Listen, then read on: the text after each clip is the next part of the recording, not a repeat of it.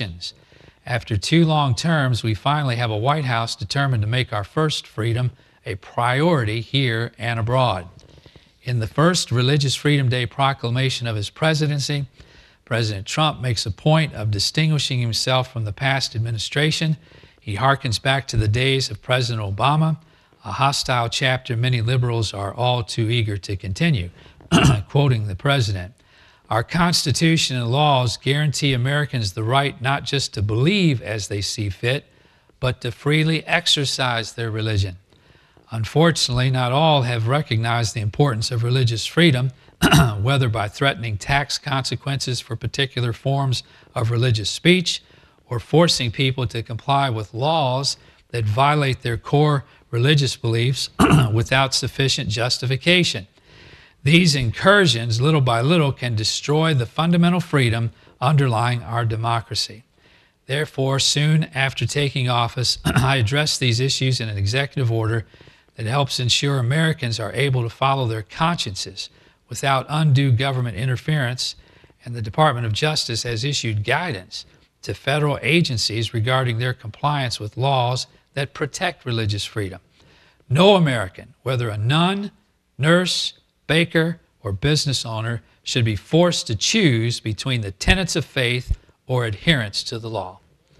The free exercise of religion is a source of personal and national stability, and its preservation is essential to protecting human dignity," unquote. Brother Perkins writes again, "Today we don't just celebrate the heroes who lit this torch, we applaud the leaders committed to keeping it going. Senators like Steve Daines, Republican Montana, have fought to keep religious liberty front and center, even under Obama. But for the last 12 months, that courage has started at the top. Maybe that's why Republicans are more satisfied with America's direction now than they have been in 10 years. For once, we have an administration that understands the fragility of the freedoms entrusted to us and is doing everything in its power to protect them." Now, you know, things always ebb and flow in a nation. If you don't care about religious freedom, perhaps you're upset. There's a whole host of Americans, I hope still a majority, that feel deeply that religious freedom in the country is the bedrock of all of our freedoms.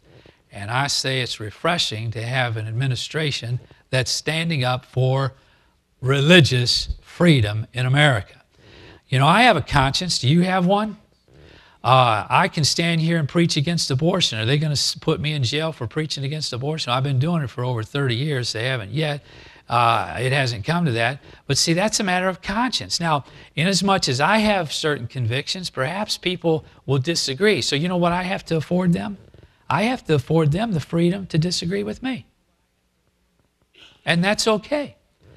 We just want to have the free marketplace of ideas where we can come and exchange our ideas without fear of the government taking our job or taxing us or somehow compelling us to conform to what they say is right and what's wrong. No, that's not America. Freedom of conscience is a basic, foundational value of America. This is what America's been about. And I hope everybody can see that. And you say, well, you know, other people feel differently about marriage. Well, they're entitled to their opinion.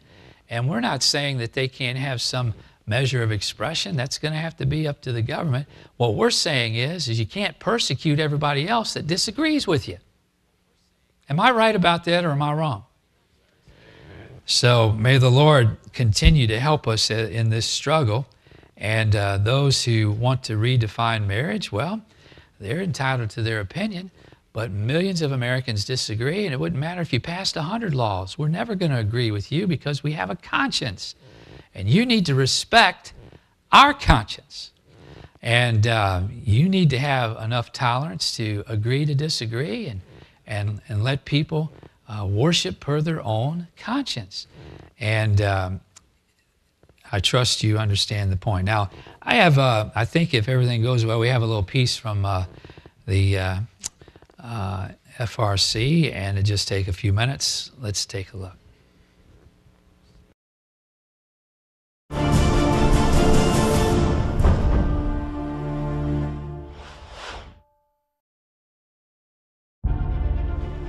As Americans, it's important for us to remember our history. First of all, go back and study the history of the First Amendment. The amendments to the Constitution, or the Bill of Rights, the very first one that they dealt with was freedom of worship? No, freedom of religion. The First Amendment is about our freedom to believe.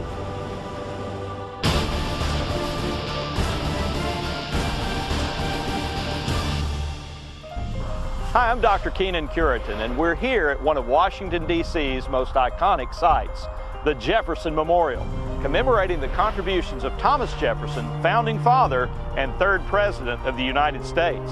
I have here a pocket Constitution. By the way, every American ought to have one and be familiar with it because it's our governing document. And if you know what this says, you won't be fooled by politicians. But this Constitution would have never been ratified without the promise of a Bill of Rights.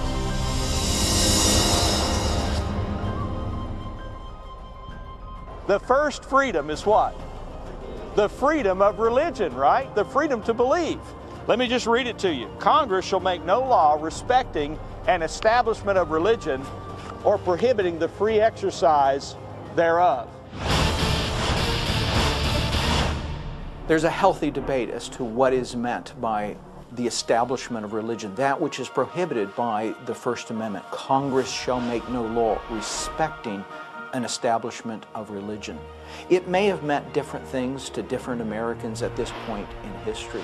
I think the one thing that we can say they were all agreed on is that it prohibited the institutional establishment of a particular sect or denomination, the kind of arrangement that one found not only in England but virtually all European countries at this time. So there was very much a focus on not having an institutional tie between the powers and the purse of the state and the local church. And so clearly that was among those things that they desired to prohibit. There were a number of people responsible for religious freedom in America, but the most well-known is Thomas Jefferson. And yet when it comes to the role of faith in public life, Jefferson's views are the subject of the most debate. No matter what you read online or hear in the media or in the classroom, Jefferson's views about God and our religious freedom are right here, etched in stone for all to see. Look at the first panel right over here to my left.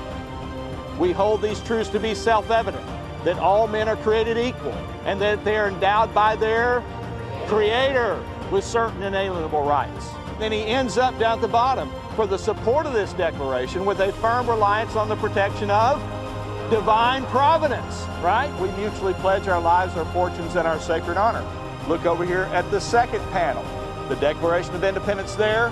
This second panel is the Virginia Statute for Religious Freedom that Thomas Jefferson drafted in 1777. He starts out by saying, Almighty God has created the mind free. All attempts to influence it by temporal punishments or burdens are a departure from the plan of the holy author of our religion. Who's that? Jesus, right? Hebrews 12. Who's the author and the finisher of our faith, right? And then notice the third panel. Let's read it together. God, who gave us life, gave us liberty. Can the liberties of a nation be secure when we've removed a conviction that these liberties are the gift of God? Okay, in 3 of these 4 panels, God is referenced. Jefferson, throughout his adult life, was a champion of religious liberty. In fact, he was known by Americans as a great champion of religious liberty. Now, we can speculate as to why that is. One thing we do know, that his native Central Virginia was a place where there had been great persecution of religious minorities, minority religious sects, in particular the Baptists. And so Jefferson had observed this firsthand. And so one can speculate that he recognized and appreciated the need to protect people in the exercise of their religion. Now, interestingly, Jefferson, Madison, and their colleagues realized that future lawmakers might try to limit this right. And there was nothing they could do about it except issue this warning, quote, "We are free to declare and do declare that the rights hereby asserted are of the natural rights of mankind, and that if any act shall be hereafter passed to repeal the present or to narrow its operation, such act, such law will be an infringement of the natural right." They were warning of what is literally happening today, which is the infringement of our natural God-given right, the freedom to believe. So Thomas Jefferson championed religious liberty for all Americans and laid the foundation for our First Amendment freedom of religion. I wonder what he and the other founders who fought so hard for our first freedom would think about what is happening today. Modern courts and those who bow to their opinions are now infringing on our natural God-given rights. Our freedom to believe is under fire. What should we do about it? Well, Jefferson's words etched around the top of the rotunda in marble are not a bad place to start. "I have sworn upon the altar of God eternal hostility against every form of tyranny over the mind of man." Folks, we are free to believe. And when we as Americans willingly sacrifice our liberties, our freedom to believe, we are going to lose our country. The First Amendment is about our freedom to believe.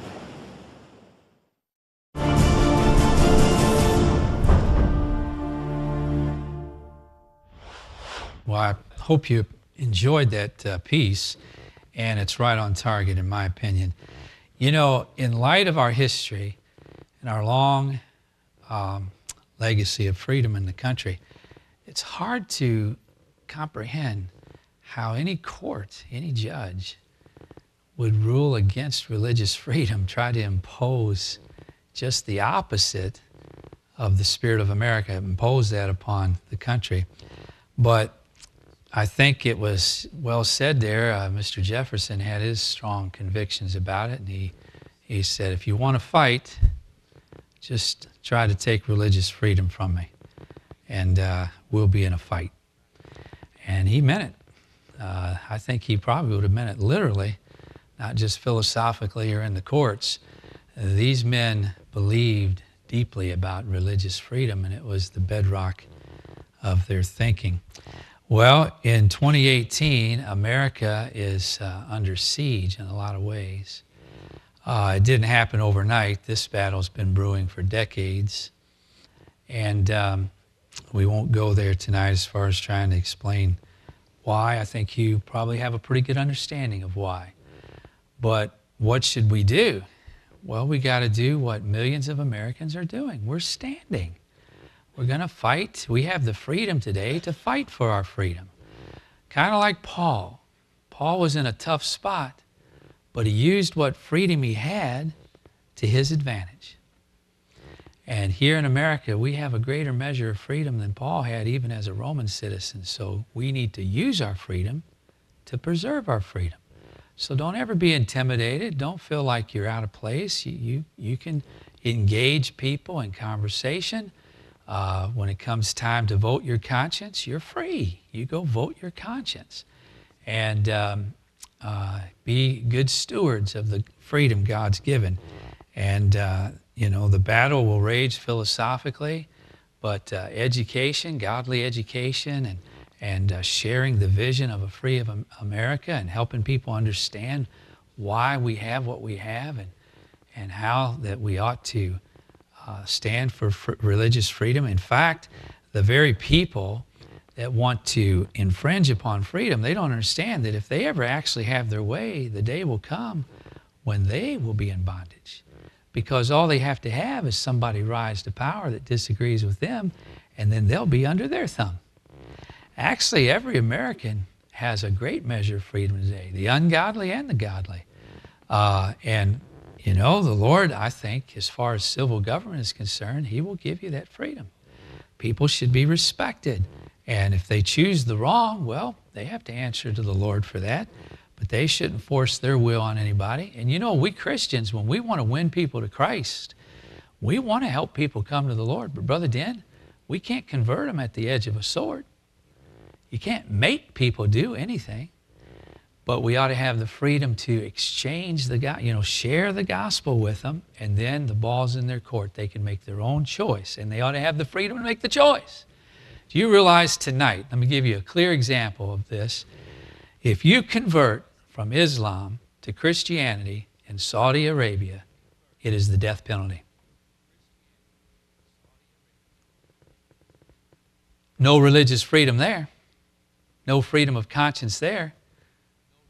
That's the difference between America and the nations of the world, largely to this very hour.